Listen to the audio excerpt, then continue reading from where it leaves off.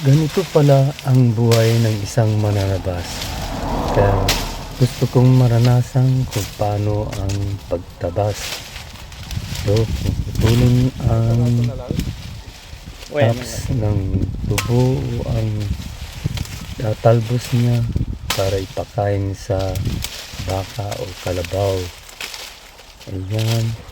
At aalisin ang mga ibang dahon, lalo na yung mga tuyong dahon para malinisan ang tubo bago putulin ang kanyang puno. Ayan, ay bakin ipunin at Thank you. bago ilagay sa Thank you po. Ang hirap pa ng lalagyan.